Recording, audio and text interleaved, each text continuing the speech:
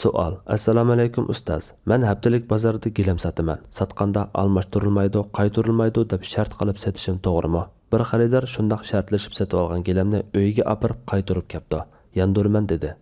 Biz shartlashgan. Yandirish, almashtirish yo'q desam, undaqda 100 lira tutib olib qolgan deb turib oldi. Ma'qul deb 800 liraga sotgan gilamni 700 lira qaytarib berib olib qoldim. Biroq ko'nglim o 100 lirani qabul qilmadi. Bu pul harommi? Qanday qilsam to'g'ri bo'ladi? Javob: Va alaykum assalom va rahmatullohi va barakatuh.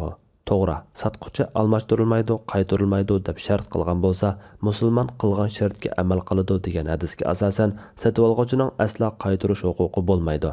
Chunki u qaytarish haqqidan voz kechgan. Undaq shartlashmagan ahvolda sotib oluvchining qaytarib berish va almashtirish haqqi bo'lmaydi. Chunki Rasululloh sallallohu alayhi va sallam savdolashquchi ikki taraf ayrilib ketmaganda bo'lsa, savdodan yenib olish huquqi bor degan so'zi savdolashgan so'rindan ayrilgandan keyin yenib olish haqqi bo'lmaydiganligini ko'rsatadi. Lekin tuvandagidek 3 xil ahvolda yenib olishga bo'ladi. Birinchi, ma'lum vaqt o'ylanib beqishni shart qilgan ahvol.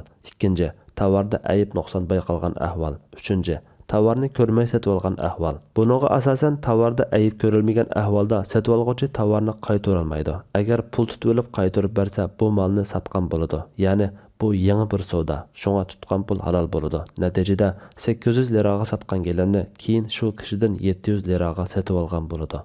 Allah eng to'g'risini bilguridir. Fatvoda doktor Abdul Aziz rahmatulloh.